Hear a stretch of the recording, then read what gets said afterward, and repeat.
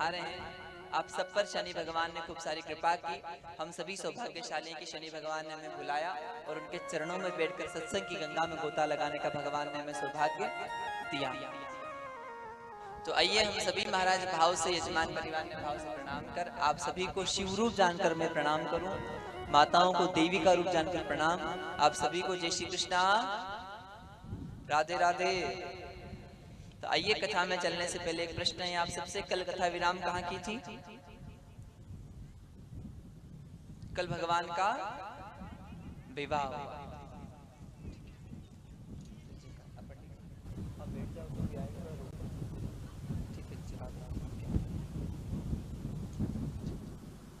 बोलो भक्त और भगवान की। एक बार कहो जोर से राधे राधे, प्रेम से कहो राधे राधे। देखो कथा की पूर्णाहुति हो रही है, कथा कभी पूरी होती नहीं है। जिनका नाम पुराण है वो कभी पूरी हो ही नहीं सकती, तो कथा तो पूरी होगी नहीं। पर हाँ, आज कथा यहाँ विराम हो रही है, विश्राम हो रही है। पूर्णाहुति होती है पर पूर्णाहुति कथा की नहीं होती है। आप लोग कथा में बैठे हैं, 7 दिन कथा सुनी या 1 दिन सुनी, 4 दिन सुनी, 8 दिन सुनी, या कितने ही समय कथा में आपने दिया, पर कथा सुनने के बाद अगर हम में कोई बुराई है, हमारा अवगुण है, तो हमें उसकी पूर्णाहुति करना चाहिए। अगर हम में कोई बुराई है, यहाँ कितना ही लोग बैठा है महाराज, कितना ही हम सब भक्तजन हैं, अगर हम में कोई बुराई है तो हमें पता है, हमारे अवगुण का हमें पता है। और अगर हमें कोई अवगुण है तो आज कथा सुनकर उसका हम त्याग कर देंगे, हमारी बुराई की हम पूर्णाहुति कर देंगे। और अगर हमने कथा सुनी और अपनी कथा अपने अवगुण की पूर्णाहुति कर दी तो कथा सुनना सफल हो गया हमारा। और भगवान से ये भी कहिएगा, भगवान हम हमारी बुराई छोड़ नहीं सकते, क्यों जी? हम हमारी बुराई छोड़ नहीं सकते परमात्मा, पर हाँ आप समर्थ हो हमसे हमारे अवगुण को छीन सकते, आप छुड़ा सकते। इसलिए भगवान आप दया करिएगा कि हमारा अवगुण हमसे दूर हो जाए। बोलो भागवत महापुराण की। जो कल भगवान का विवाह हुआ, भगवान श्री कृष्ण मथुरा पधारे, और जब भगवान मथुरा पधारे हैं, कंस का वध किया। कंस की 2 पत्नियां थी, एक का नाम आस्ती था, दूसरी का नाम था प्राप्ति। ध्यान दीजिएगा,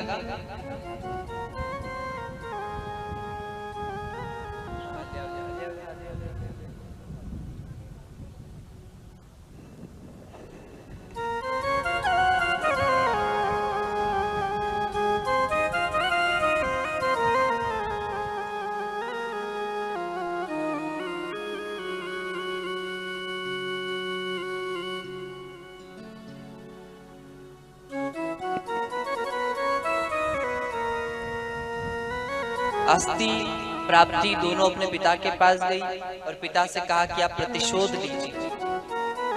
और श्रीमद् भागवत कथा में कहा गया है, जरासंध ने मथुरागढ़ पर 17 बार आक्रमण किया। कितनी बार आक्रमण किया था?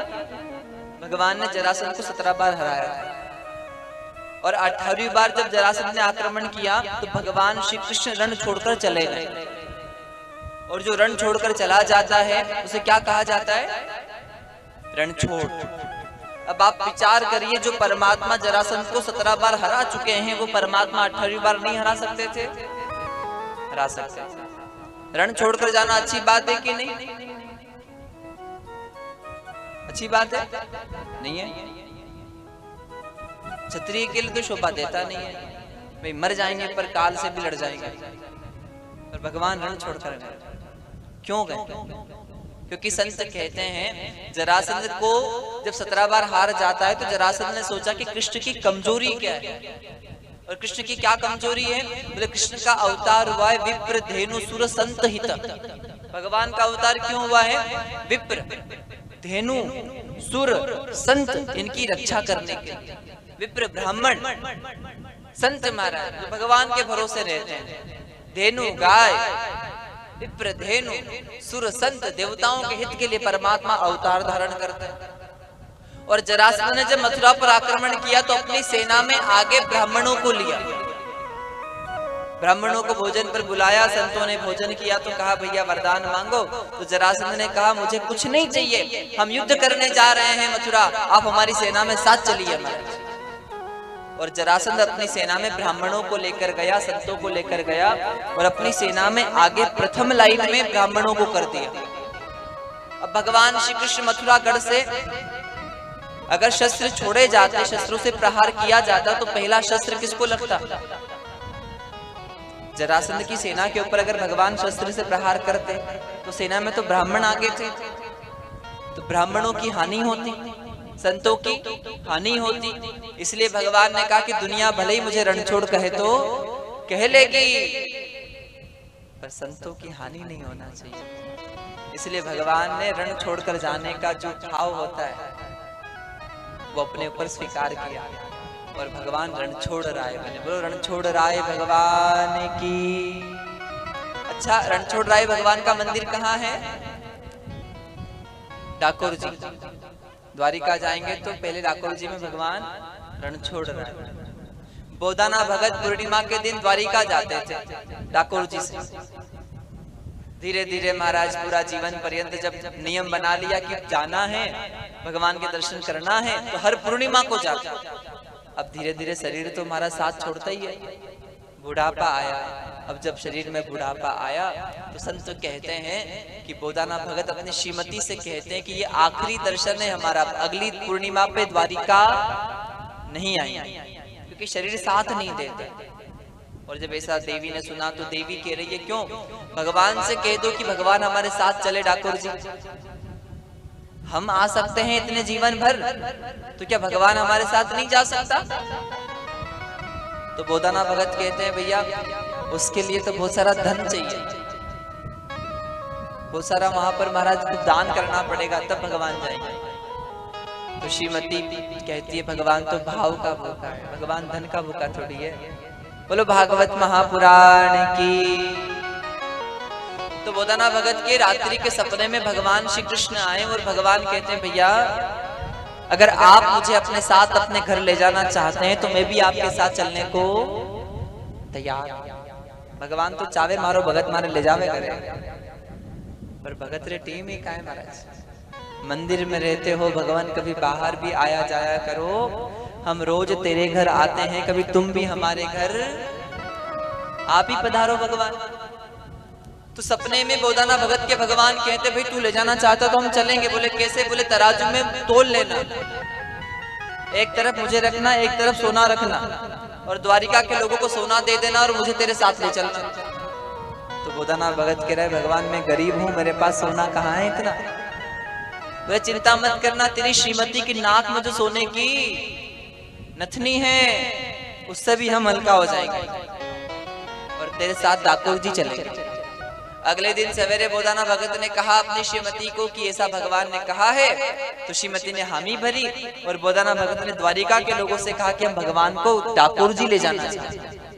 तो लोगों ने कहा ठीक है, जितना भार है भगवान में उतना सोना दे दो। कितना सोना? जितना भगवान में भार है। ठीक है भैया दे देंगे। तराजू लाया गया, तराजू में भगवान को बिठाया गया। अब एक तरफ दूसरी ओर महाराज पलड़े में बोदाना भगत ने अपनी श्रीमती से कहा सोना की नथ दे, और श्रीमती ने वो सोने की नथनी दी। वो जो त्रिलोकी का नाथ भगवान है, जिसके रोम रोम में अनंत ब्रह्मांड बसे हैं, वो परमात्मा उस नथनी से भी हल्का हो जाता है और महाराज नथनी भारी हो जाया करती है। और वो परमात्मा एक रूप भगवान द्वारिकाधीश का डाकोर जी में विराजमान, जिन्हें कहा गया है रणछोड़ राय भगवान। बोलो रणछोड़ राय भगवान की। तो यहाँ भगवान संत कहते हैं 18वीं बार जब जरासंध ने आक्रमण किया था तो भगवान रणछोड़ राय बने और मुचकुंजी महाराज के द्वारा कालियावन का प्राणांत करवाया। फिर भगवान द्वारिका पधारे। द्वारिका में रुक्मिणी माता का पत्र आया था। पत्र में क्या भाव लिखा था? बोले प्रभु हम आपसे विवाह करना चाहते हैं। ना मैंने हम कभी आपको देखा है और ना ही कभी मैंने आपसे बातें की है, पर हे कृष्ण मैंने आपकी कथा सुनी है। रुक्मिणी मैया ने कृष्ण को देखा था? कभी नहीं देखा था। कभी रुक्मिणी ने कृष्ण से बातें की थी? नहीं की थी। तो फिर जब देखा नहीं है, बातें नहीं की, तो ब्याह क्यों करना है? तो रुक्मिणी कहती है मैंने आपकी कथा सुनी है, और जो आपकी कथा सुन लेता है उसके मन में आप बस जाता है, और जिसके मन में भगवान बस जाता है उसके जीवात्मा का ब्याह परमात्मा के साथ हो जाता है। तो यहाँ रुक्मिणी मैया का भाव सुनकर भगवान प्रसन्न हुए पत्र लिखा, देवी पूजा करने जब जाओगी तब हम आएंगे। भगवान श्री कृष्ण जब माँ रुक्मिणी मंदिर गई, माँ अम्बा के मंदिर जाती है पूजा करने के, और माँ अम्बा से प्रार्थना करती है। महाराज कहती है क्या, हम भी कहें माँ दुर्गा से, बोलो अम्बे मात की। वो कभी फुर्सत हो तो जगदम्बे, निर्धन के घर भी आ जाना। कभी फुर्सत हो तो जगदम्बे, निर्धन के घर भी आ जाना। जो रूखा सूखा दिया तूने, उसका भी भोग लगा जाना। जो रूखा सूखा दिया तुमने, उसका भी भोग लगा जाना।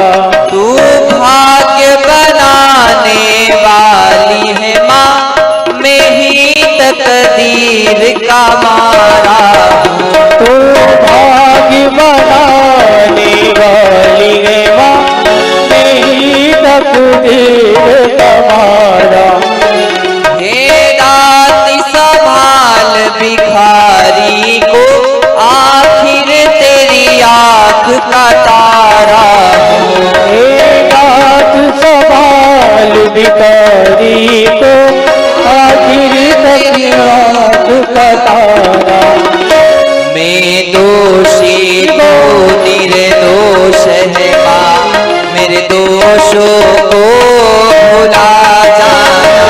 कभी फुर्सत हो तो जगदम्बे, निर्धन के घर भी आ जाना। तालियां प्रेम से।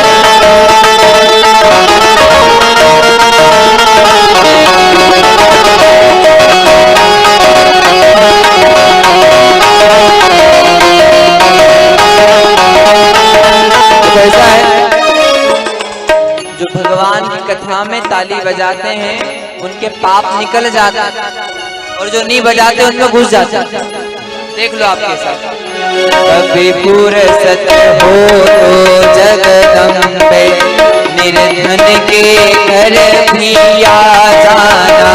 कभी फुर्सत हो तो जगदम्बे, निर्धन के घर भी आ जाना।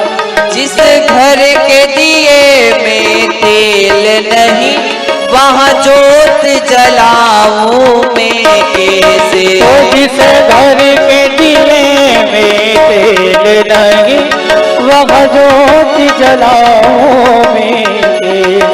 मेरा खुद ही बिछोना धरती पर, तेरी चौकी कैसे लगाऊं मैं। तो मेरा खुद ही बिछोना धरती पर, तेरी चौकी कैसे लगाऊं। जहाँ मैं बैठा वहीं बैठ के माँ, बच्चों का मन बहला जाना। तो कभी फुर्सत हो तो जगदम्बे, निर्धन के घर भी आ जाना। जो रूखा सूखा दिया तूने, उसका भी भोग लगा जाना। जो रूखा सूखा दिया तुमने, उसका भी भोग लगा अम्बे मात की जय।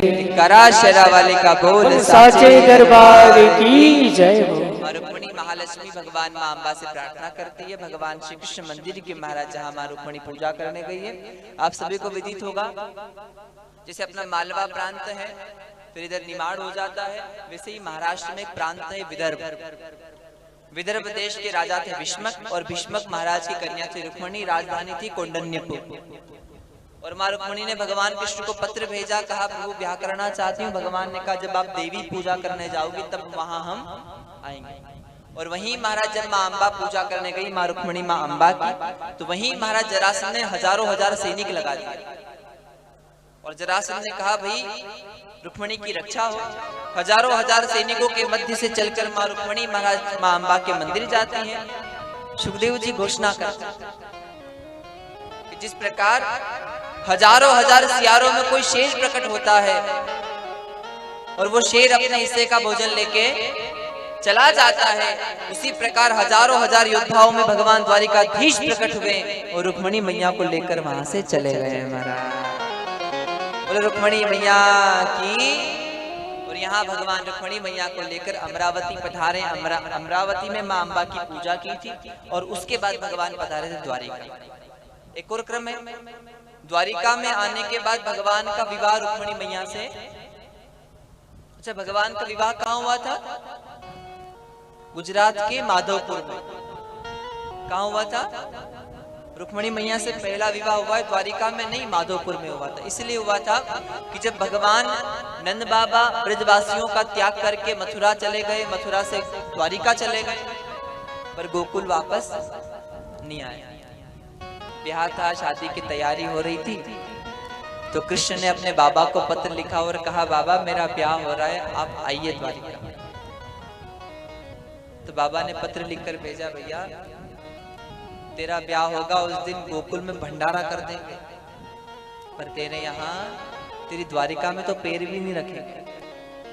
भगवान ने पूछा क्यों नहीं रखोगे? बोले जब से तू छोड़कर गया है वापस मिलने भी नहीं आया, इसलिए तू भले ही द्वारिकाधीश हो गया होगा पर मैं तेरे यहाँ नहीं आऊंगा। और जैसे ही कहा गया वो ध्यान देना साहब, बोलो भक्त और भगवान की। कृष्ण भगवान गोकुल पधारे, नंद बाबा को मनाया कि बाबा आप चलिए, आपके बिना विवाह नहीं होगा, आपके आशीर्वाद के बिना विवाह सफल नहीं होगा, आप चलिए। तो बाबा ने स्पष्ट रूप से मना कर दिया कि द्वारिका में पैर नहीं रखेंगे। तब भगवान श्री कृष्ण कहते हैं बाबा भले ही आप द्वारिका नहीं चलो, कोई बात नहीं, ब्याह भी द्वारिका में नहीं होगा, हम द्वारिका के बाहर माधवपुर में विवाह की तैयारी करेंगे और वहां विवाह होगा, वहां आप चलिएगा। तो भगवान श्री कृष्ण अपने नंद बाबा यशोदा मैया की प्रसन्नता के लिए द्वारिका का त्याग करते हैं और माधवपुर पधारते हैं। और माधवपुर में आकर भगवान श्री कृष्ण का प्रथम विवाह रुक्मणी माता के साथ हुआ था।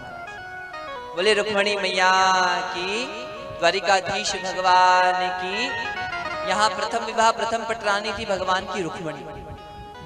इसके बाद कथा आती है हमारा सत्राजित और प्रसेन की। सत्राजित एक वैश्य है जो भगवान सूर्य का उपासक है। यहाँ कितने लोग हैं जो प्रतिदिन भगवान सूर्य को अर्घ्य प्रदान करते हैं? जल देते हो? बढ़िया। जो नहीं देते उनसे भी निवेदन है प्रतिदिन स्नान के बाद सूर्य को जल देना चाहिए। इससे क्या होता है?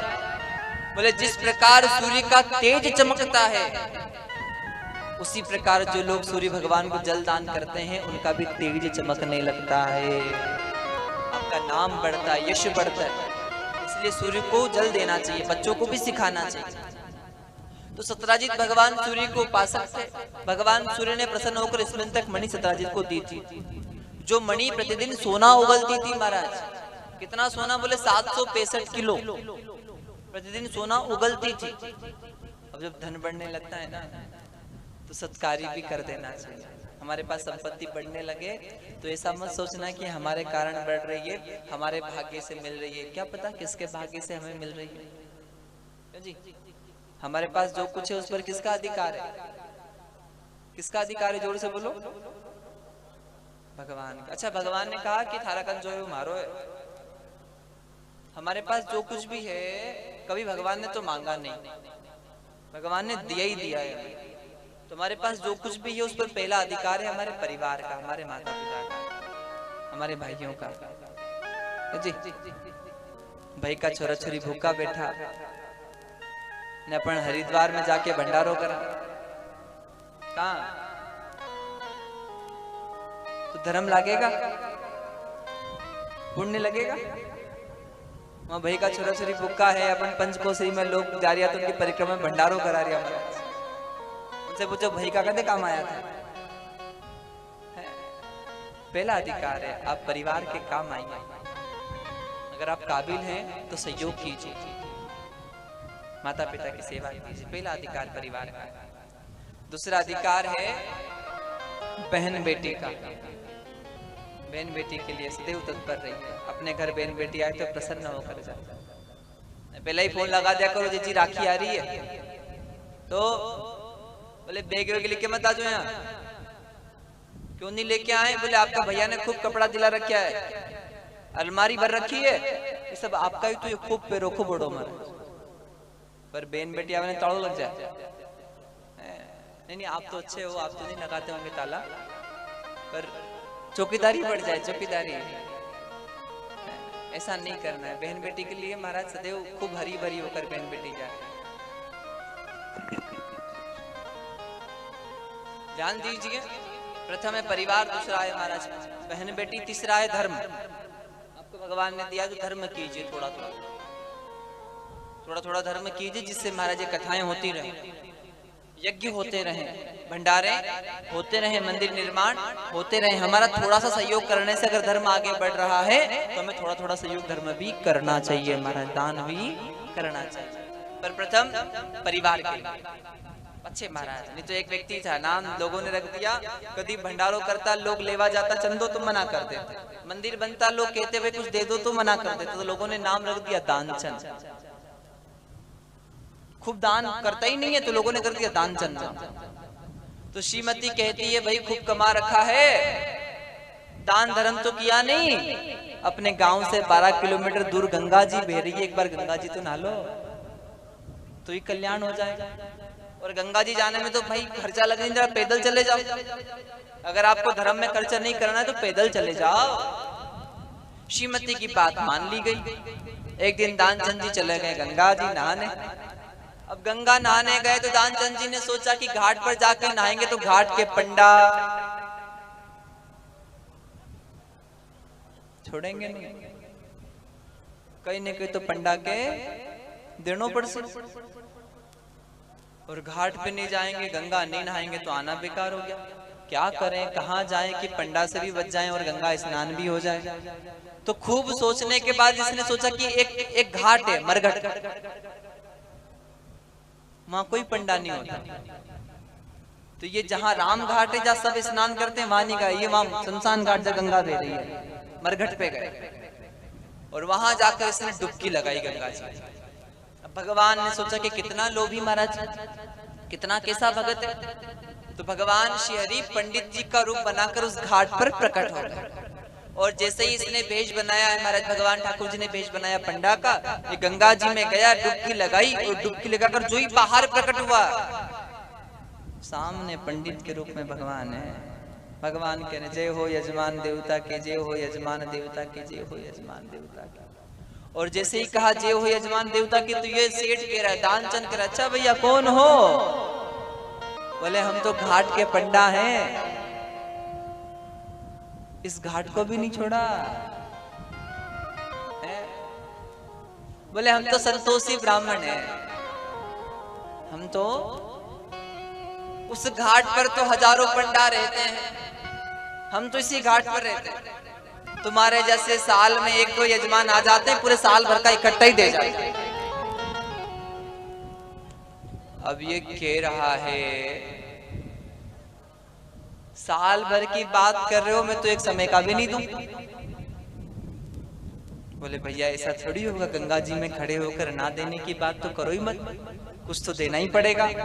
बोले नहीं महाराज कुछ नहीं देंगे। बोले अगर नहीं दोगे तो गंगा जी से बाहर भी नहीं आने देंगे। तो हट करने लगे, आग्रह किया तो सेठ ने सोचा कैसे पीछे छूटे, कैसे छुटकारा पाए। तो कहा महाराज उधार कर लोगे? बोले हाँ उधार कर लोगे। जावे नहीं बद्री विशाल नावा ने भी दान करके आवे ने, बाद में पंडित जी आवे, उधार कर लेंगे। कितना उधार? बोले मैं दानचंद गंगा नदी में भाव से गंगा घाट पर दान कर रहा हूँ ब्राह्मण को 2 कौड़ी। कितना? 2 कौड़ी दान करता हूँ, और अभी नहीं बाद में दूंगा। संकल्प छोड़ दिया। दानचंद जी 12 किलोमीटर पैदल चलकर आए थे, नहाने स्नान किया और 12 किलोमीटर चलकर वापस गए। थक गए तो सो गए। भगवान तो कौतुकी व्यापक है, भगवान सब जगह है। भगवान इनके गांव में प्रकट हुए और पंडित का भेष बनाकर दानचंद जी के दरवाजे गए। दरवाजे जाकर कहा यजमान देवता की जय हो, यजमान देवता की जय हो। श्रीमती गई, बोलो पंडित जी कई काम है? बोले काम नहीं, हम तो हमारी उधारी वसूल करने आए हैं। कौन सी उधारी? बोले वो आपके पतिदेव गए थे गंगा नहाने तो 2 कौड़ी देने को कहे हैं, वो उधार रह गई है तो दे दो। तो श्रीमती सोच रही है कभी दिया नहीं, दे भी नहीं सकते। बोले नहीं आप पूछ लो एक बार। तो ये श्रीमती गई सेठ जी के पास, सेठ जी से कहा, बोले वो महाराज कह रहे हैं कि 2 कौड़ी देना है, आप देकर आए हो क्या, बोल कर आए हो? तो सेठ कह रहा बोलकर तो आया था पीछा छुड़ाने के लिए, आ भी गए। बोले हाँ आ गए, तो दे दो, देना तो नहीं है। जा कह दे महाराज के कि पैदल गया ने पैदल आया तो बीमार हो गया, अभी 4-5 दिन तो ठीक होने में लगेंगे और 4-5 दिन महाराज व्यवस्था करने में लगेंगे। तो कहते 10-12 दिन बाद। अब जैसे ही कहा तो श्रीमती आकर कह रही महाराज हाथ जोड़कर निवेदन है, वो तो पैदल गए थे और पैदल आए तो थक गए और हो गए बीमार, अब आप 10-12 दिन बाद आना तो आपको 2 कौड़ी दे देंगे। अब भगवान तो कौतुकी महाराज, भगवान अंतर्यामी, भगवान कह रहे हैं भैया मेरे यजमान पैदल गए और पैदल आए, बीमार हो गए गंगा नहाने से, अरे मेरे यजमान का दुख मेरा दुख, मैं अपने यजमान की सेवा करूंगा और जब तक यजमान ठीक नहीं होगा कहीं नहीं जाऊंगा, यहीं रहूंगा। कहीं जावा यजमान के छोड़, यहीं रहेंगे, सेवा करेंगे यजमान की। अब वो श्रीमती जाकर कह रही पंडित जी तो कह रहे जाएंगे नहीं, जाएंगे। अब जैसे कहा नहीं जाएंगे तो दानचंद ने सोचा कि 2 कौड़ी का 4 कौड़ी ले जाएगा ये 12 दिन। तो फिर सोच कर कह रही है, दानचंद ने कहा ऐसा कर कह दे कि मर गए, खत्म हो गया। वह श्रीमती गई रोती रोती, और श्रीमती कह रही महाराज कहीं कहवा अभी हिचकी आई और हिचकी आके वो तो राम नाम। ओ भगवान भी क्यों जुड़े महाराज, अरे आप चिंता मत करो देवी जी, यजमान हमारे थे, यजमान की जिम्मेदारी हमारी जिम्मेदारी, आप बिल्कुल चिंता मत करो, जब तक हमारे यजमान की अंत्येष्टि नहीं होगी तब तक हम कहीं नहीं जाएंगे, सारा काम निपटा कर ही जाएंगे। बोलो भक्त और भगवान की। अब भगवान तो व्यापक है, भगवान ने कुछ ही समय में पूरा गांव इकट्ठा कर दिया, और जब पूरा गांव इकट्ठा हो गया ले जाने लगे तो भी आंख नहीं खोले। तो वो श्रीमती सच में कह रही है ये मरा नहीं है, ये जीवित है, जिंदा है, ये मरा हुआ नहीं है, जीवित। तो गांव की माताएं कह रही हैं हाँ हाँ श्री कृष्ण गीता में कहते हैं जीवात्मा तो अमर है, आत्मा कभी मरती नहीं है। वो कह रही है सच में जीवित है। तो ले गए वहां, फिर भी आंखें नहीं खोली। तब भगवान ने कहा भाई ये तो मर जाएगा। फिर भगवान धीरे से उसके कान में बोले भैया आया हूं वैकुंठ से, तेरे पे कृपा करने वैकुंठ से आया हूं। तो इसने सोचा भगवान आए हैं, तो इसने आंख खोलकर देखा, और जैसे ही आंख खोलकर देखा तो वही पंडित जी नजर आ रहे। फिर आंखें बंद कर ली। फिर महाराज भगवान कह रहे मैं पंडित के वेश में भगवान हूं, तुझे जो चाहिए मुझसे मांग ले। तो ये कह रहा है महाराज कुछ देना ही है तो दीजिए, खाली 2 कौड़ी दान दीजिए महाराज, जो आप मांग रहे हो उसे ही छोड़ दीजिए। और संत कहते हैं लोभ अर्थात सहस्त्र बाहु के 1000 हाथ। पाप का पिता कौन है? लोभ।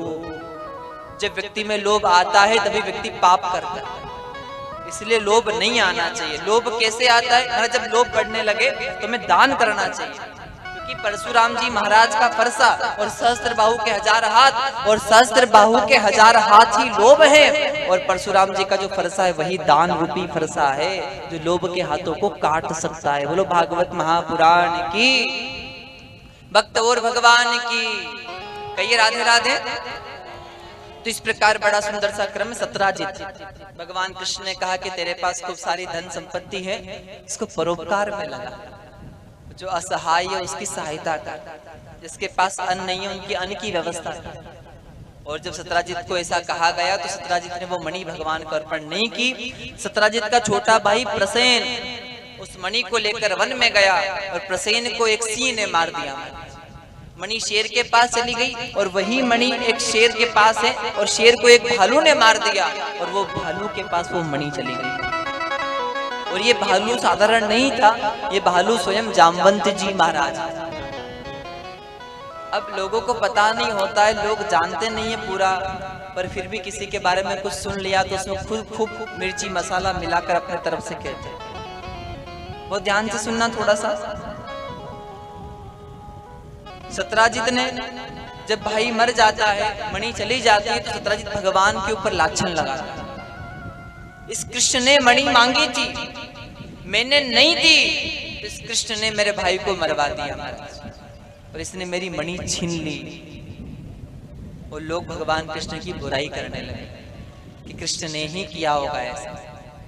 एक बात ध्यान देना साहब, आप मतलबी लोगों के कितने ही काम आ जाओ, जब आपको आवश्यकता लगेगी तो वो कभी आपके काम आने वाले नहीं है। जिस प्रकार समुद्र में कितनी ही शक्कर डालो कभी मीठा नहीं हो सकता, उसी प्रकार स्वार्थी लोगों की कितनी ही सहायता करो, जब आपका काज आएगा तो वो कभी काम आने वाले नहीं है। बोलो भक्त और भगवान की, महाकाल महाराज की।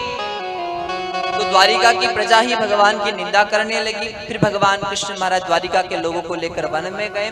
वन में जाकर महाराज सिंह को देखा, जहाँ प्रसेन मेरा महामणि ढूंढी नहीं मिली।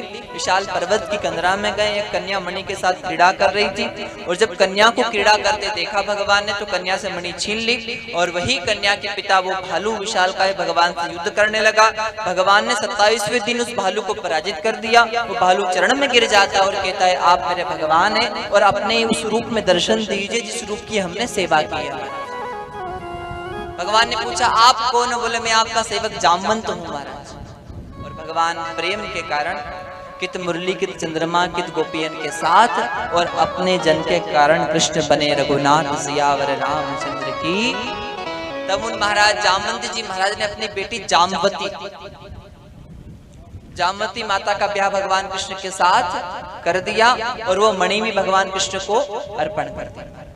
इस प्रकार भगवान की कितनी पटरानी हुई, पहली रुक्मणी और दूसरी जामवती। और वो मणि ले जाकर भगवान ने सत्राजित को दी। सत्राजित को लगा कि मैंने बुरा किया, बिना जाने ही कृष्ण का अपमान किया। तो प्रायश्चित करने के लिए सत्राजित ने मणि भगवान कृष्ण को अर्पण कर दी, और अपनी बेटी सत्यभामा भगवान कृष्ण के साथ ब्याह दी महाराज। तो भगवान की कितनी पटरानी हो गई?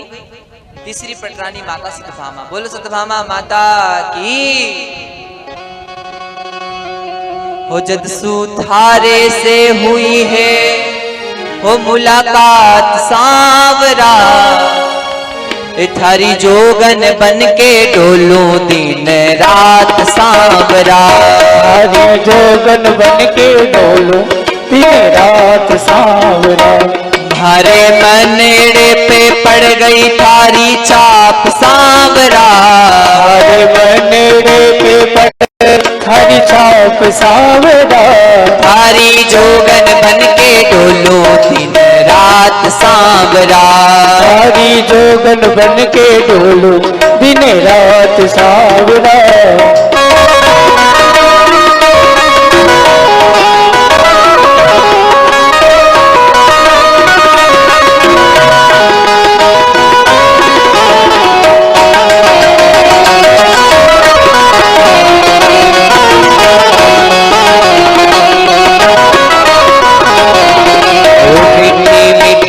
हरा सांवरा की बंशी बाजे, प्यारी मुरली बाजे, होकर श्याम की दीवानी राधा रानी नाचे। मीठी मीठी सारा सांवरा की मुरली बाजे, प्यारी बंसी बाजे, होकर श्याम की दीवानी राधा रानी नाचे।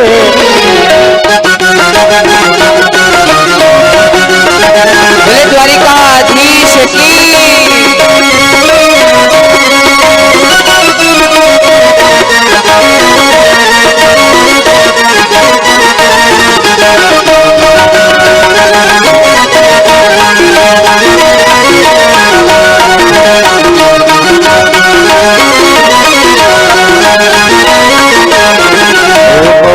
आओ तो सही मारा गिरधर, आओ तो सही माधव राम मंदिर में मीराबाई एकली खड़ी।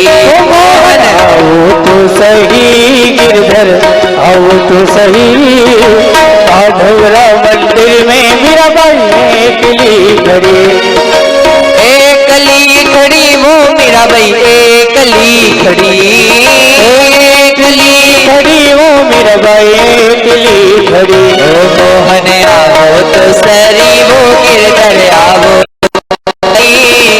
माधव राम मंदिर में मीराबाई कली खड़ी। ओ मोहन आओ तो सही मोर गिरधर आओ तो सही, माधव राम मंदिर में मीराबाई कली खड़ी।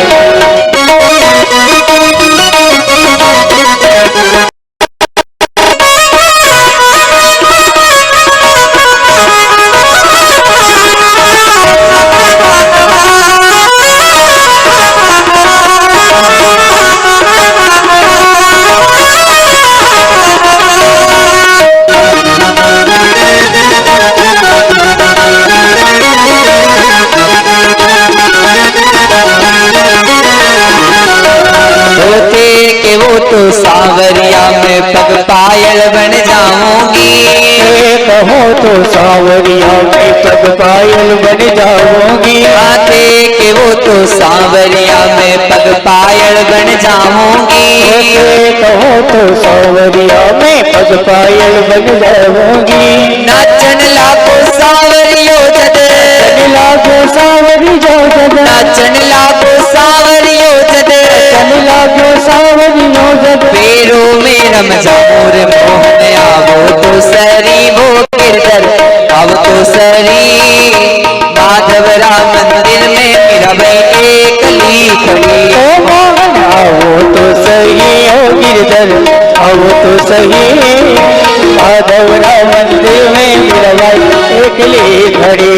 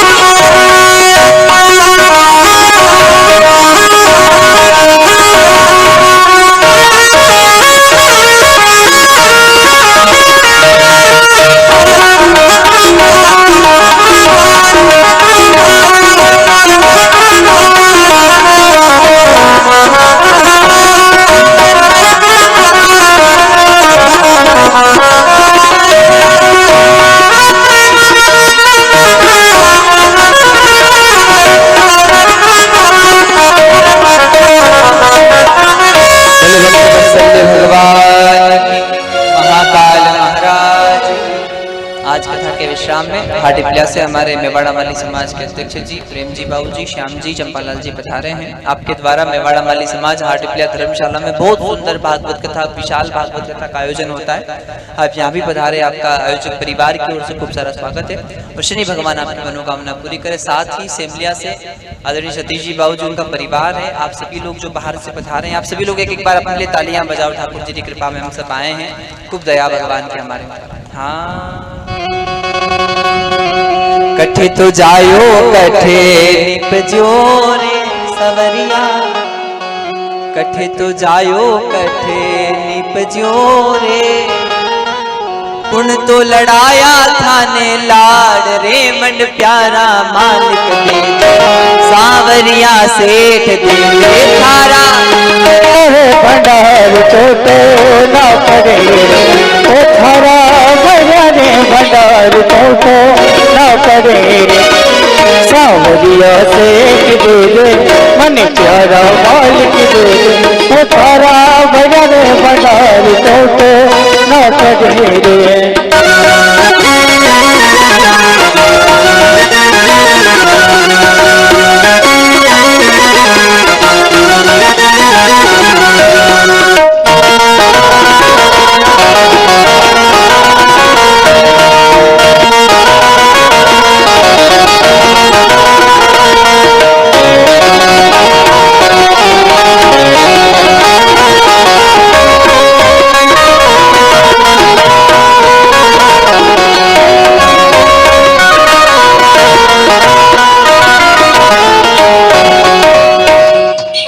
द्वारिकाधीश भगवान कहेंगे राधे राधे, जोर से कहेंगे राधे राधे। पहली पटरानी रुक्मणी माता, दूसरी पटरानी महाराज जामवती, तीसरी पटरानी भगवान की सत्यभामा माता, चौथी पटरानी माता यमुना कालिंदी माता। बोलो यमुना महारानी की। पांचवी पटरानी भगवान की मित्रविंदा। मित्रविंदा माता थी उज्जैन की। उज्जैन गए हो आप लोग? उज्जैन हम सबके पास में है। भगवान उज्जैन पढ़ाई करने तो आए थे, गुरुकुल में भगवान पधारे थे। राधे राधे। सिमलिया से हमारे बाबूजी पधारे, सतीश जी बाबूजी, आपका भी खूब सारा सहयोग, ठाकुर जी आपसे खूब सारी कृपा करें, महादेव राजी हो। और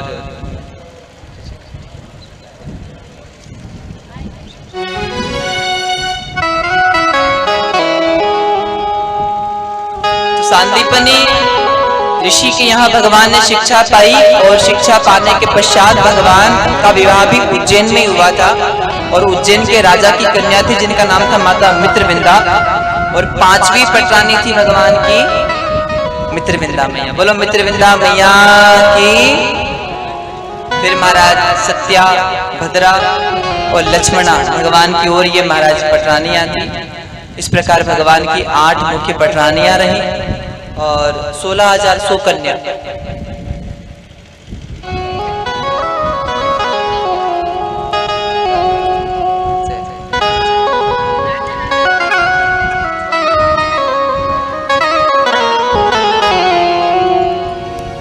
सम्रासुर नामक एक दैत्य है। सुखदेव जी राजा परीक्षित से कहते हैं, राजन, इससे ऐसा वरदान था कि ये 16,100 कन्याओं को महाराज बंदी बना के रखा हुआ है। अगर ये 20,000 कन्याओं से एक साथ विवाह कर लेगा तो ये अमर हो जाएगा। कितनी कन्या? अगर सम्रासुर 20,000 कन्याओं से एक साथ विवाह कर लेता है तो ये अमर हो जाएगा। और इसने अपने कारागार में 16,100 कन्याओं, धड़कन, श्वास, पत्नी सोचरी जने गयो, अब कहीं करा। बोले जने भगोना में चाय रखियोड़ी मारा चुल्ला, चाय खराब हो, बोला चाय पीवा, फिर सोचा कहीं करा। श्रीमती गई चूल्हे पे, चाय नहीं, चाय पी और चाय पिया, पाछे सोचे अभी से जो रोनो शुरू कर दियो तो काल सवेरे तक रोनो पड़ेगा। अभी से जो शुरू किया तो कल सुबह तक कहीं करा, सवेरे सवेरे ही रोवा तो ही ठीक लगे। अब शाम हो गई, रात हो गई, सोचे 13 दिन तक तो ठीक से भोजन भी नहीं मिलेगा। जीवला अच्छे बढ़िया ही 13 दिन की छुट्टी तो बढ़िया भोजन बना। पति सोचे देख कहीं सती हो रही है? सच्ची जब तक दुनिया तभी तक पूछती है जब तक आप काम के हो। जिस दिन काम निकल जाएगा आपको कोई पूछने वाला, इसलिए कभी मत कहो कि मेरे कारण हो रहा है, मैं कर रहा हूं। किसी के कारण किसी का काम रुकता कहीं होता है ना, कई लोग मैं हूं तो हो रही हो, मैं हूं तो चल रही हो, मैं नहीं हूं तो कहीं नहीं होवे। जो कहीं गड़ी गड़ी तू है तो तू तो रही मत, तू तो मरी जा। पाछे बाद ही देखा कि दुनिया रुके महाराज। किसी से किसी को कोई फर्क पड़ने वाला, बंद मुट्ठी लाख की न खुली। इसलिए हमारा ध्यान रखिए हमेशा। बोलो भागवत महापुराण की। तो जो कहते हैं वो करेंगे ऐसी गारंटी नहीं है। श्रीमती ने भोजन प्रसाद बनाया, भोजन पा रही है। भोजन पाने के बाद महाराज वो पूरी ने भुजिया ने रबड़ी बढ़िया बढ़िया पकवान पाया। पाछे महाराज शाम हो गई। शाम को श्रीमती सोच रही है पति के तो दांत में सोना लगा है, सोने की चोप लगी है। तो गयो पाछे सोनो भी हो जावे तो जावा, पाछे सोनो तो निकाल ही ला। गई तो वो सोना निकल नहीं रहा। घर में गई, वो पात्र पकड़ने का होता है ना, गर्म पात्र होता है, तो फिर क्या बोलते हैं? हाँ वाले नहीं जो ही ले नहीं। पति पग पड़े, देवी थारे कुण क्यों सती होने की, तो तुम्हारी यूं ही सेवा कर ले तो ही मारो कल्याण हो जाएगा। बोलो भागवत महापुराण की। पर ये हंसने वाली बात नहीं, मारा सच्ची। धीरज धर्म मित्र और नारी, धीरज धर्म मित्र और नारी, आपद काल हरि अहिचारी।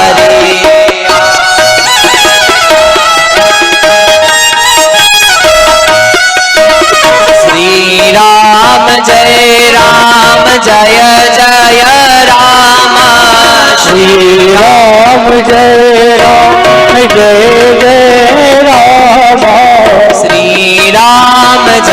राम जय जय राम। श्री राम जय राम जय जय भक्त वत्सल्य भगवान की। यहाँ सुशीला माता भाव से जब बच्चों को देखा तो बच्चों को देखकर एक बार श्री सुदामा जी भगवान कृष्ण की कथा कह रहे थे कि कृष्ण मेरा मित्र है, कृष्ण मेरा सखा है। तो सुशीला माता ने अपने बच्चों के लिए कहा कि महाराज अगर कृष्ण आपके मित्र हैं तो आपको कृष्ण की याद नहीं आती?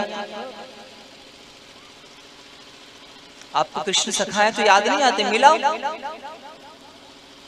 तो सुदामा कितना अच्छा कहते हैं, साहब कुछ भी नहीं है फिर भी मन में देने की इच्छा है, देने की इच्छा। सुदामा कहते हैं कि मैंने शास्त्र पढ़ा है और शास्त्र में पढ़ा है कि मित्र के घर जाओ तो कभी खाली हाथ मत जाओ, मित्र से मिलने जाओ तो कभी खाली हाथ मत जाओ। दूसरा, भगवान के मंदिर जाओ तो भी खाली हाथ मत जाओ। तीसरा, राजा के घर जाओ तो भी खाली हाथ मत जाओ। छोटी बहन, महाराज जो छोटी बहन है उसके यहाँ जाओ तो भी खाली हाथ मत जाओ। तो जो कृष्ण है वो मेरा मित्र है, जो कृष्ण है वो भगवान है, जो कृष्ण है वो राजा है, और तीन तीन गुण उसी में है। अब मैं उसके पास खाली कैसे जाऊं? मेरे पास कृष्ण को देने के लिए कुछ नहीं है। ये सुदामा जो लेने का भाव ना रखे, क्या भाव रखे? देने का भाव रखे, वो सुदामा। और सुदामा जी महाराज का भाव जब श्रीमती ने सुना कि देवताओं को कृष्ण के पास जाना है पर इनके पास कुछ देने के लिए नहीं है, ये पतिव्रता नारी, ये धर्म पत्नी महाराज पड़ोस में गई, 2 मुट्ठी चावल मांगा। किसके लिए मांगे? खुद के लिए, बच्चों के लिए?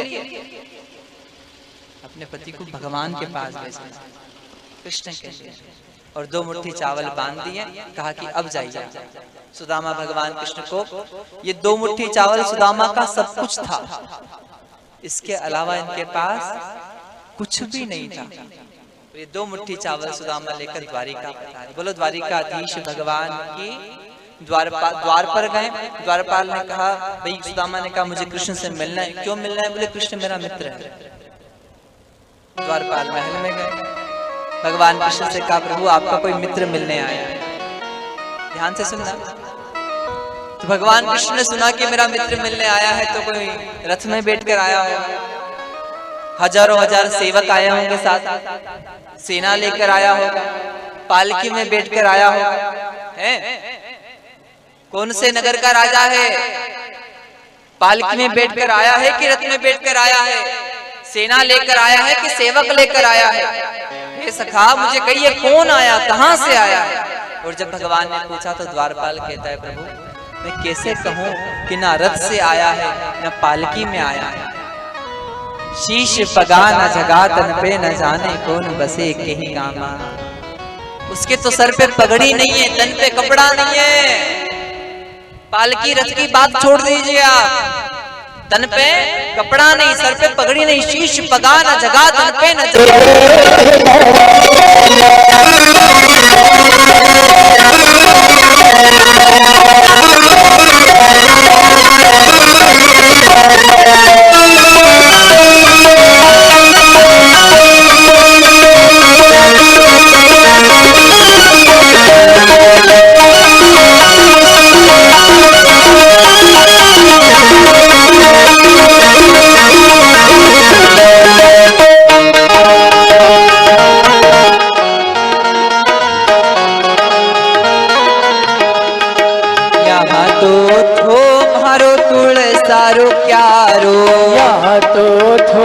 भर तुल सारो क्यारो, यहाँ तो भरो तुल सारो क्यारो, यहाँ तो थोरे भरो तुल सारो क्यारो। अब सुंदर बाग लगे सुदामा मंदिर देख डरे, तो मंदिर देख डरे सुदामा मंदिर देख डरे।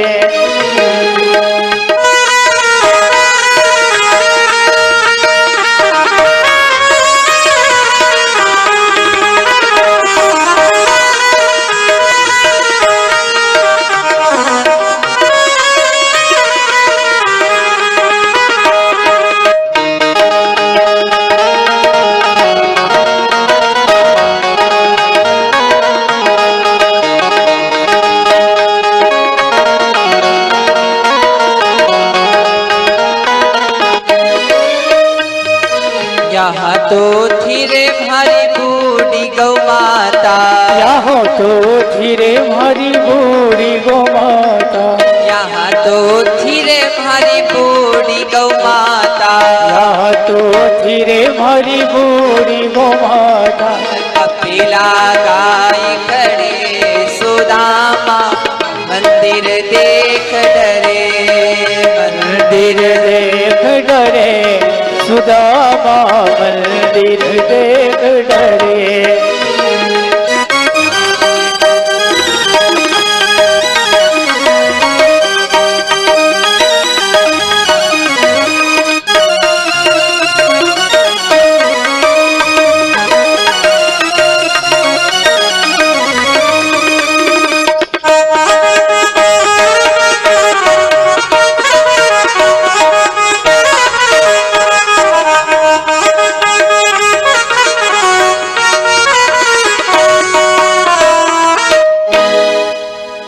वत्सल्य भगवान की जय। कहेंगे राधे राधे, जोर से कहेंगे राधे राधे। भगवान श्री कृष्ण, बड़ा सुंदर क्रम कहा जाता है। सुदामा को जाना पड़ा था, और जब सुदामा द्वारिका गए भगवान की खूब कृपा हुई। एक बड़ा सुंदर सा क्रम कहा जाता है, जब भगवान की बाल लीला थी, मैया यशोदा यमुना में दीप दान कर रही थी। क्या दीप दान करते हैं ना, कार्तिक का महीना आता है, पूर्णिमा आती, दीपक छोड़े जाते हैं नदियों में। दीप दान कर रही थी मैया, दीप दान कर रही थी, भगवान कृष्ण उठाकर किनारे रख रहे थे। अब जब बार बार नदी में खूब सारे दिए छोड़े, कहीं बह गए कहीं डूब गए, और जो किनारे आए उनको भगवान ने किनारे पे उठा करके रख दिया। तो पूछा मैया यशोदा ने, भाई तू किनारे क्यों रख रहा है इसको? भगवान कृष्ण कहते हैं मैया दिया डूब जाएगा, कहीं दिए डूब गए हैं, ये दिए भी डूब जाएंगे। और जब कहा दिए डूब जाएंगे, ध्यान देना,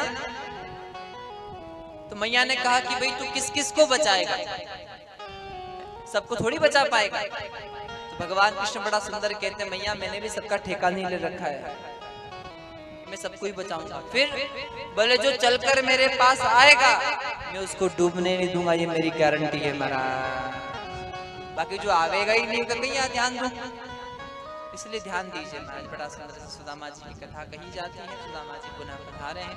इस प्रकार दशम स्कंद का विश्राम होता है, एकादश स्कंद आता है, और एकादश स्कंद में रासु यज्ञ की बड़ी सुंदर सी कथा है।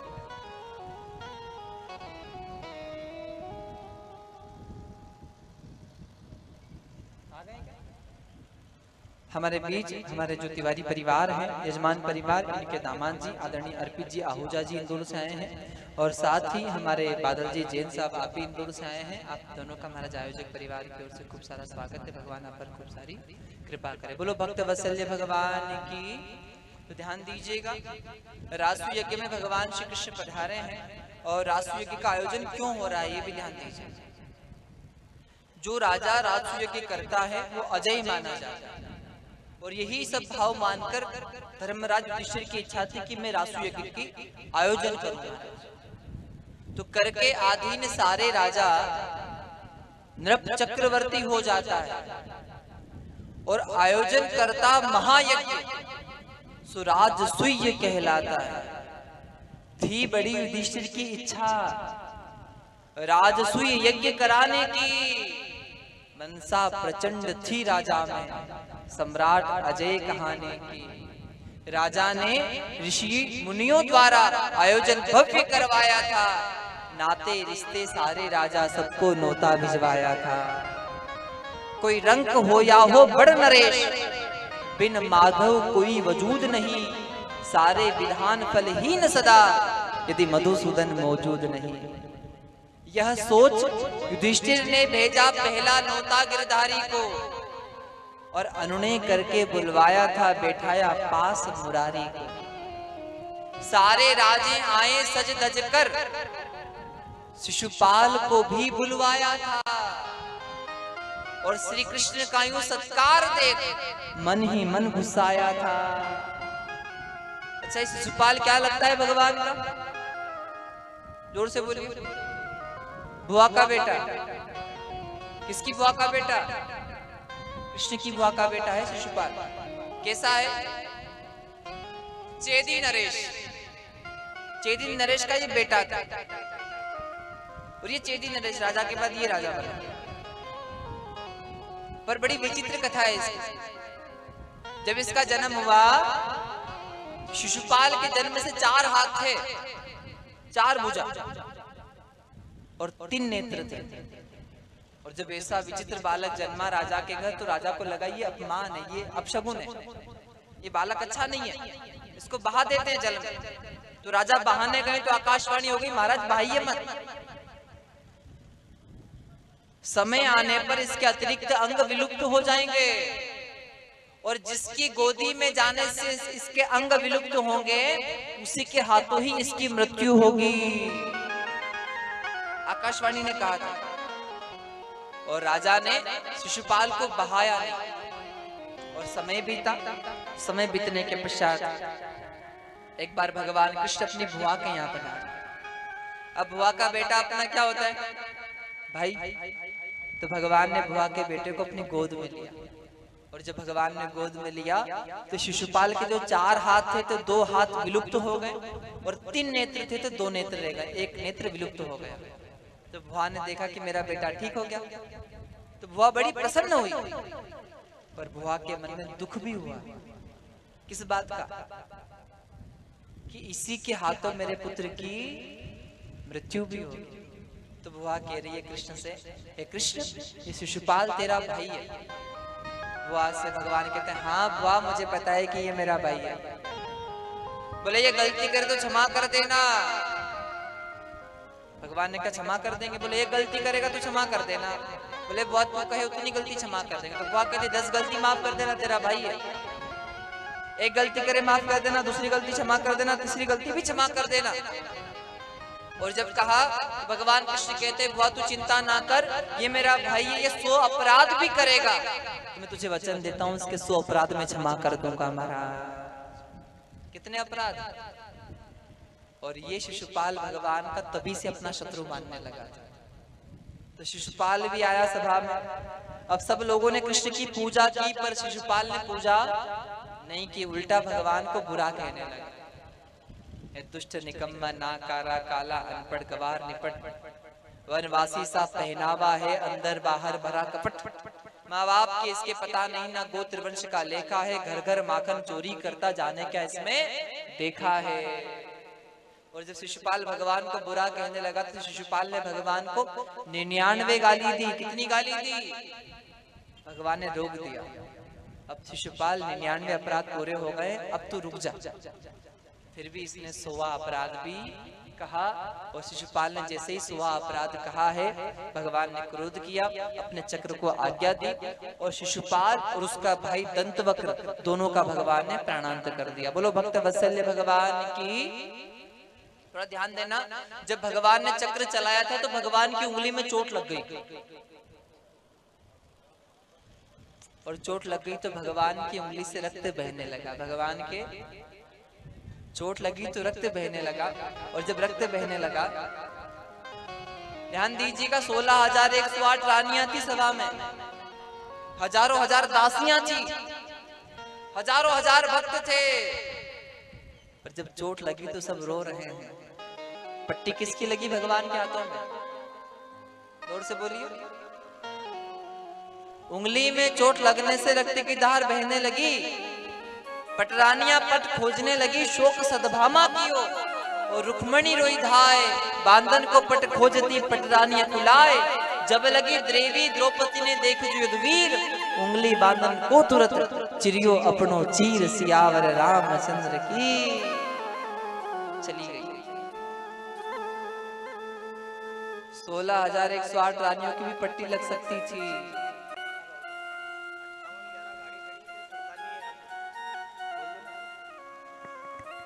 58-11 गाड़ी खड़ी किसकी भी, जो उसको सरका लो थोड़ा सा। हाँ भैया ध्यान दीजिए, व्यवस्था बनाए। बोलो भक्त और भगवान की। द्रौपदी गई, 16,108 रानियों के महाराज पल्लू की पट्टी लगी नहीं, दासियां भी पट्टी लेकर गई नहीं, सेवक भी पट्टी लेकर गए नहीं, पर द्रौपदी गई। और द्रौपदी ने जब पट्टी बांधी तो भगवान कहते हैं, द्रौपदी तेरे यहाँ यज्ञ हो रहा है, तेरे यहाँ ये आयोजन हो रहा है, तेरे यहाँ मेहमान आए हैं, अगर तेरे वस्त्र फटे होंगे तो तेरा अपमान होगा। उस समय द्रौपदी माता कहती है साहब,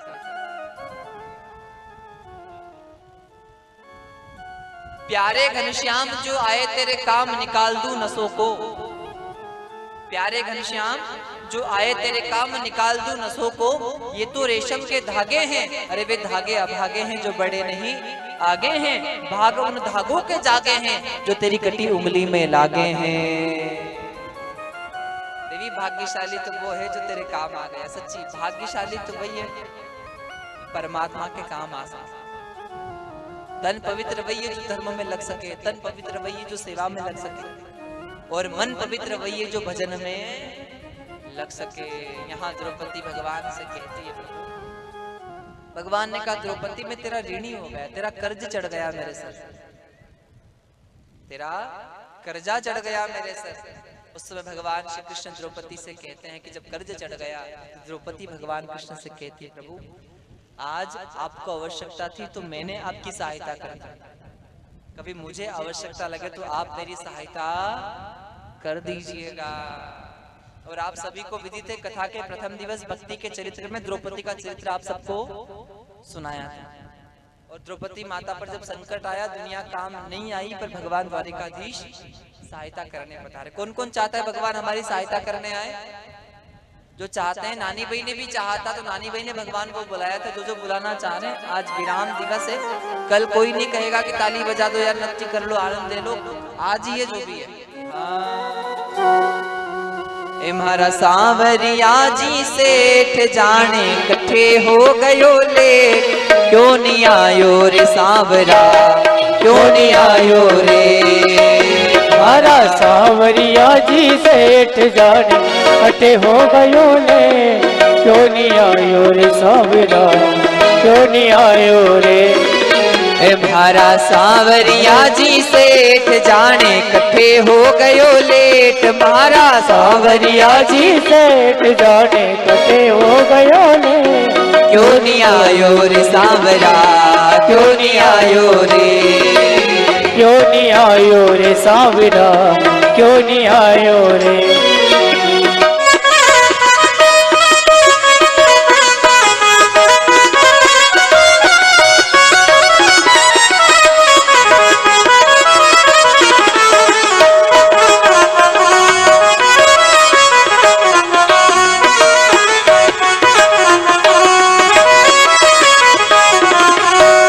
कठ से आई सूट, कठ से आयो जीरो, कठ से आई सूट, कठ से आयो जीरो।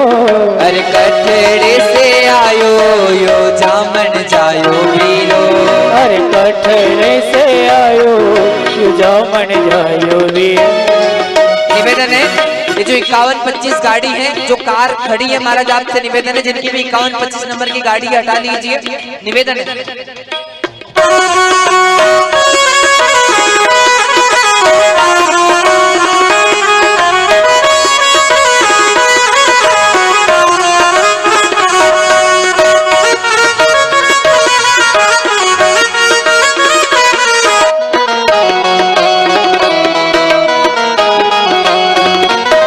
सांवरिया लाल माहेरो भर दे रे, सांवरिया लाल माहेरो भर दे रे। हाँ भर दे, उठा दे सर पे रख दे रे हो, भर दे उठा दे सर पे रख दे रे। सांवरिया लाल माहेरो भर दे रे, सांवरिया लाल माहेरो भर दे रे।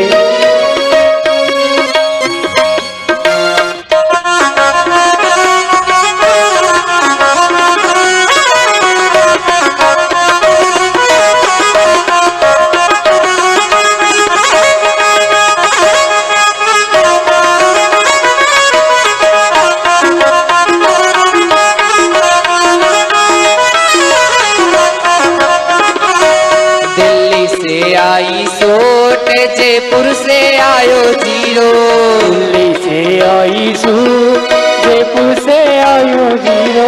अरे द्वारिका से आयो यो जामन जायो वीरो। अरे द्वारिका से आयो यो जामन जायो वीरो। काहे में चावे सोट काहे में चावे जीरो। काहे में चावे सूट काहे में चावे जीरो। अरे काहे में तो चावे यो जामन जायो वीरो। जामन जावे यो जामन जायो वीरो।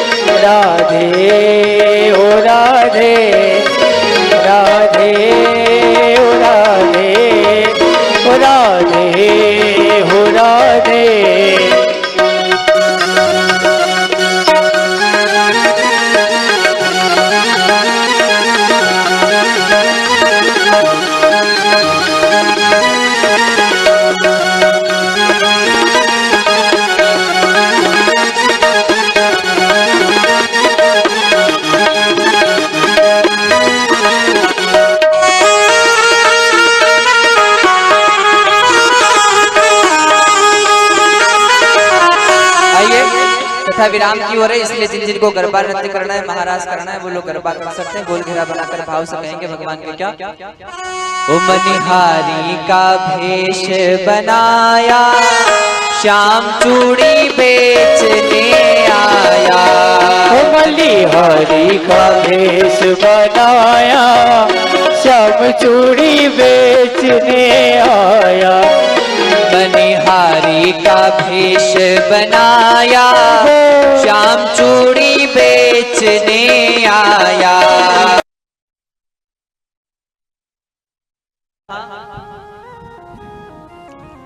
आज कथा यहाँ विराम हो रही है, विश्राम। श्याम चूड़ी बेचने आया।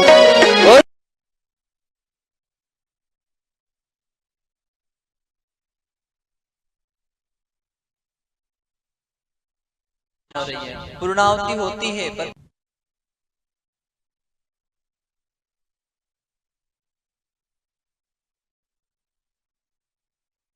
पहनो चूड़ी हरी नहीं पहनो चूड़ी लाल नहीं पहनो चूड़ी हरी नहीं पहनो। ओ चूड़ी लाल ना पहनो चूड़ी हरी ना पहनो। चूड़ी लाल ना पहनो चूड़ी हरी ना।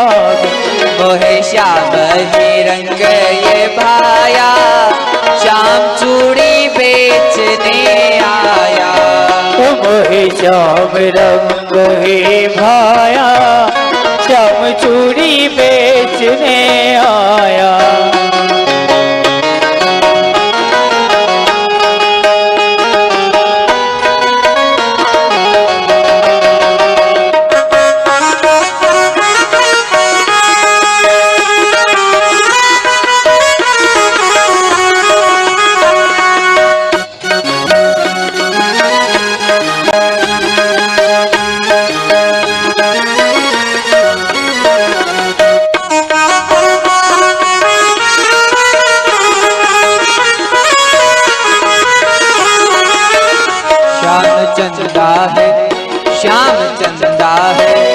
श्याम चंदा है श्यामा चकोरी बड़ी सुंदर है दोनों की जोड़ी।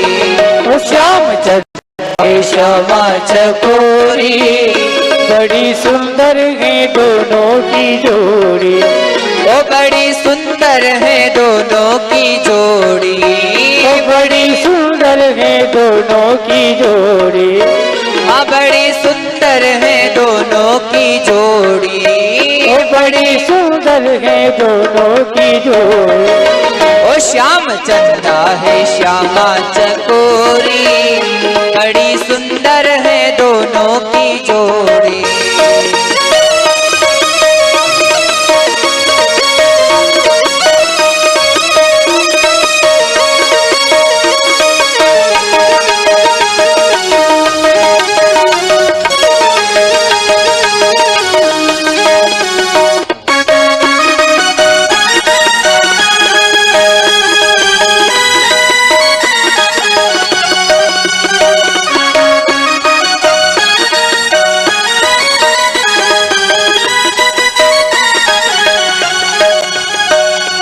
श्याम के बिना तुम आधे, श्याम के बिना तुम आधे, तुम्हारे बिना श्याम आधे। राधे राधे बोलो राधे राधे, राधे राधे बोलो राधे राधे, ओ राधे राधे राधे राधे, ओ राधे राधे बोलो राधे राधे।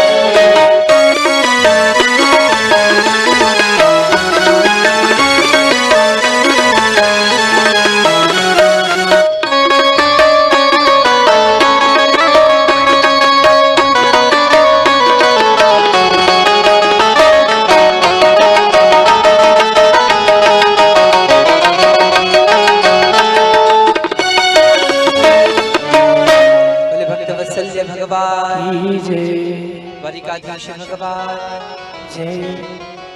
बोलो एक बार राधे राधे। अच्छा, घर के लोगों ने यूं बोलकर भेजा है कि नहीं बोलना है नाम है?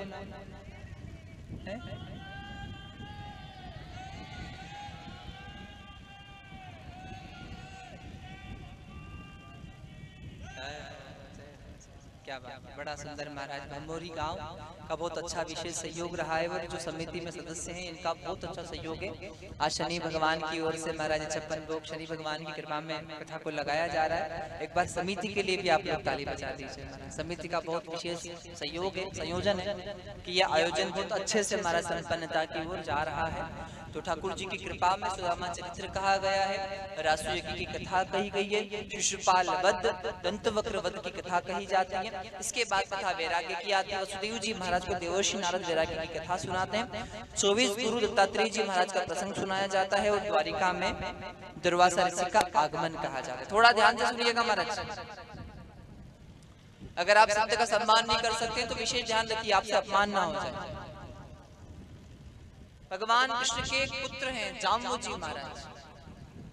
दुर्वासा ऋषि आए द्वारिका, तो जाम्बू जी महाराज ने अपने भाइयों को, अपने सखाओं को साथ में लिया और जाम्बू जी महाराज ने वस्त्र धारण किए स्त्री के। कैसा रूप बनाया? स्त्री का। कौन सी स्त्री? बोले गर्भवती स्त्री। पेट से शूल बांध लिया और दुर्वासा जी के पास गए।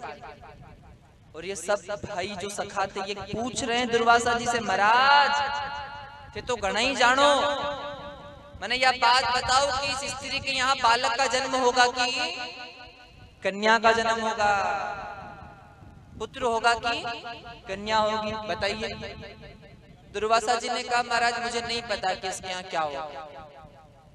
फिर कहा कैसे महात्मा हो, कुछ जानते नहीं हो, बताओ किसका जन्म होगा। तो फिर दुर्वासा जी ने कहा कि नहीं महाराज हम नहीं जानते। ध्यान देना, बार बार कहा तो दुर्वासा जी को क्रोध आया। ये दुर्वासा जी का महाराज तो गिनीज बुक में भी नाम लिखा हुआ है। किनका? सबसे ज्यादा शराब देने वाले महात्मा कौन है? दुर्वासा जी। क्रोध किया, शाप दिया। ये जो स्त्री तो है ही नहीं, पुरुष है, डाम्ब है, और मैं शाप देता हूं कि इसके पेट से जो कुछ भी मदा है उससे तुम्हारे कुल का सर्वनाश हो जाएगा। शाप दिया। किसका कुल? भगवान। इसलिए संत का अपमान कभी ना। वो बालक डर जाते हैं। महाराज समुद्र किनारे गए, उस शूल को पीस दिया और समुद्र में फेंक दिया। बोले शूल ही नहीं बचेगा तो नाश कैसे होगा? उसे पीस कर फेंक दिया। उसकी नोक बची थी वो भी समुद्र में फेंक दी। उस नोक को मछली निगल गई। शूल का कचरा लहरों से किनारे बहकर आया, उसकी घास उग गई और यही बालक जब हमारा समुद्र किनारे जाकर मदिरा पान करने लगे, उस श्राप के कारण आपस में लड़ने लगे, उस घास को निकाल कर एक दूसरे के ऊपर मारने लगे। संत के श्राप से वो घास तलवार का काम करने लगी और ये सभी आपस में कट के मरने लगे। बलराम जी रोकने गए तो भगवान ने कह दिया अब लीला हो गई, अब चलो अपने धाम।